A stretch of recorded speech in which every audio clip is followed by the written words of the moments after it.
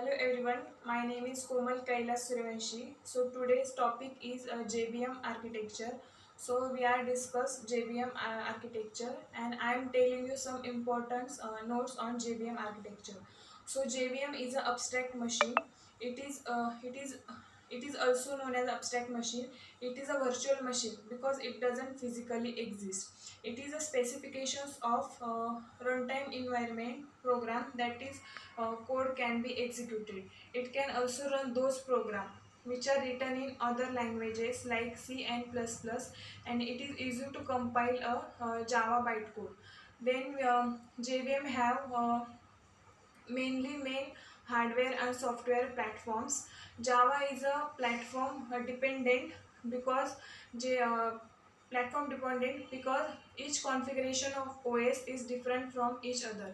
However, Java is a platform independent language. JVM have three main notions, that is specification, implementation and instance. JVM performs four main tasks. First one is loads code, second one is verifies code, third one is execute code, and fourth one is performs runtime environment.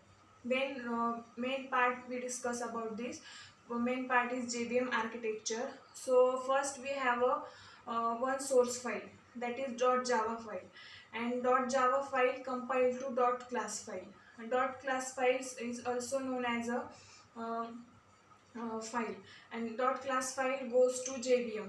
JVM have three main parts.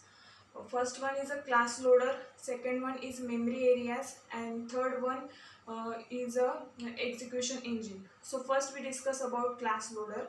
So class loader have also a three steps. First one is loading, second one is linking, and third one is initialization.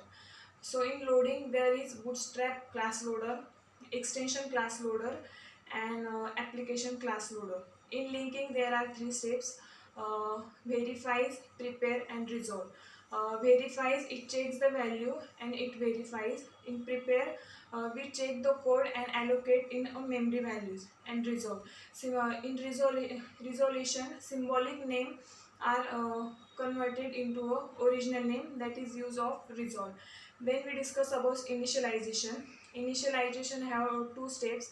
First one is static variables code executed, run and execute and run the program. Then static blocks are executed top to bottom.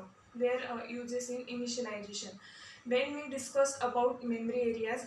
Memory areas have five areas. First one is method area, second one is a heap area, third one is stack area, fourth one is a PC register, and fifth one is a native method area.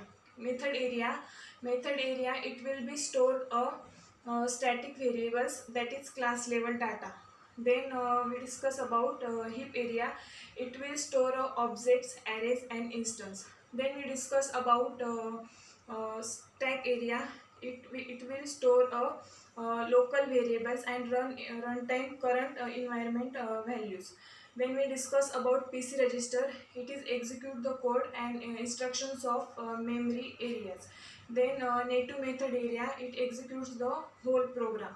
That is the five memory areas. PC register, native method area and stack area are thread shape areas, and method area and heap area are non-thread shape areas. Then last part we discuss about is execution engine. Execution engine have two main components to execute the code. First one is an interpreter and second one is a JIT compiler. Interpreter have .java file compiles to .class file and it execute a code line by line. And JIT compiler execute a code repeatedly, and it is useful to easy to understand, and it is useful to and that line repeatedly code converted into a byte code. Then last we discuss about JNI. JNI is a Java native interface. It is uses for to communicate other applications are written in other languages, that is C and C++. So this is all about JVM architecture. Thank you so much guys.